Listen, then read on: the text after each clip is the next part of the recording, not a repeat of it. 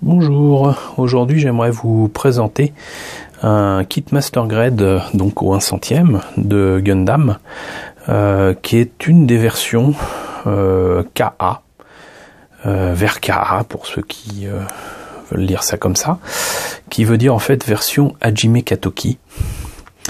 Hajime Katoki est un mecha designer qui a réussi à remettre au goût du jour les vieux designs de Gundam et qui du coup est sollicité assez souvent, assez régulièrement pour faire des nouvelles maquettes et de revisiter des designs qui existent déjà mais de les faire à sa sauce.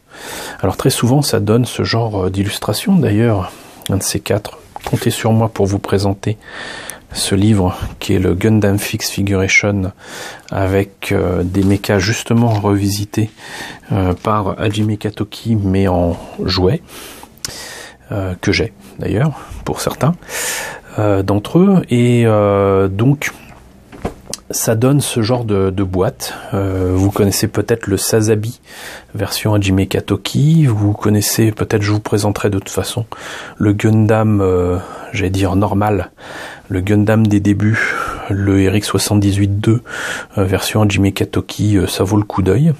Et à chaque fois, ça vous donne des kits hyper détaillés, avec de subtiles différences parfois, mais qui font justement la différence pour ces designs qui sont encore une fois revisités. Alors je n'ai pas commencé par le RX-78-2, j'ai voulu commencer par le Wing Gundam parce que j'ai trouvé amusant de vous présenter ce kit après avoir présenté le Léo, qui aura peut-être ravivé quelques souvenirs chez certains d'entre vous qui avaient découvert Gundam début des années 2000 sur M6, puisqu'il s'agit donc du Wing Gundam. Et donc comment dirais-je, d'un kit et surtout d'un design qui, pour les maquettes de l'époque, bon, moi je trouve les maquettes au 1/100e de l'époque sympathiques, mais qui ont quand même énormément de défauts et qui annonçaient heureusement le retour en fanfare de ces designs et des maquettes de Wing Gundam au 1/100e en version Master Grade, et qui en avait bien besoin. Donc voilà un kit qui date de 2004. Donc ça fait bizarre de se dire que ce kit, je l'ai déjà depuis 14 ans, bientôt 15 ans. C'est, comme vous voyez, une boîte assez énorme, hein, assez fournie. C'était vendu à l'époque en tout cas 3500 yens. On va peut-être commencer par vous montrer ce que ça donne. Voilà. Ici en montée et peint. Alors vous voyez que les couleurs font limite un peu pastel. Ça c'est la grosse signature aussi de Hajime Katoki. Parfois d'inverser des couleurs. Des trucs rouges vont être bleus, etc. Et là vous voyez qu'il y a quand même aussi énormément de détails et de petits marquages qui sont typiques des designs et des dessins d'Hajime Katoki. D'avoir des petits détails et des marquages de partout. Voilà, comme ça là. C'était quelque chose qui était très prisé il y a 15 ans.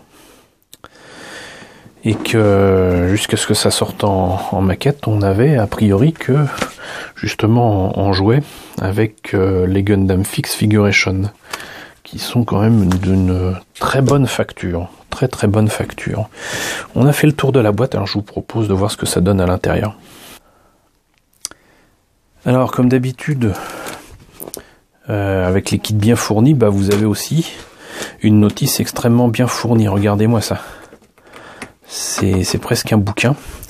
L'épaisseur du papier fait vraiment artbook. Et c'est absolument superbe. Là on retrouve encore une fois un aspect très mat de finition du kit, et une photo un peu, comment dirais-je, avec une lumière quand même omniprésente, quoi. Voilà, ça magnifie le kit et le design, et c'est vraiment typique de ce qu'on peut trouver chez Hajime Katoki. Là, voilà, vous voyez ce que ça donne avec ce nouveau design revisité. Vous voyez que c'est assez subtil au niveau des formes et des couleurs. Et du coup, bah, c'est la totalité des Gundam, de Wing Gundam qui sont reproposés, revus et corrigés. C'est lui déjà qui avait refait les designs pour Endless Waltz. Du coup, les Gundam n'avaient plus rien à voir avec ce qu'on voyait dans la série. Là encore, vous voyez cette illustration. Et personnellement, j'aime pas trop la version avec les ailes angéliques, on va dire. Je préfère ce genre de truc, mais bon, même là, ça a quand même de la gueule. Le papier est vraiment très très épais. Les pièces en présence, les voilà. Du coup, la seule pièce qui ne sera pas utilisée, c'est un beam saber et quelques polycarbes comme d'habitude. Là, on a donc dans la présentation de 2004 déjà la volonté d'indiquer quelle pièce va être montée. Donc là, c'est le torse. Ça m'a pas l'air d'être très facile d'ailleurs, avec beaucoup de pièces sinon optionnelles, sinon escamotables, notamment les espèces d'armes qu'il y a sur les épaules. Ensuite la tête, les bras, on monte le tout, les ailes. On en profite pour montrer ce que ça donne une fois monté peint, ça a quand même grave la classe. Un inner frame. Vous voyez, Katoki Hajime qui a débuté sur les OEV de 0083.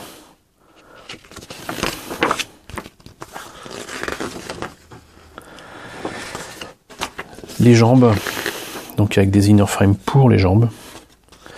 Depuis, on a maintenant des maquettes, notamment les Zaku 2.0 et les Gundam 2.0, des inner frames de partout. Là, vous avez carrément un volet qui s'ouvre comme ça pour terminer ici. Alors, je sais pas quel est l'intérêt de terminer comme ça, mais c'était peut-être pour la transformation. Donc voilà, déjà une bien belle notice.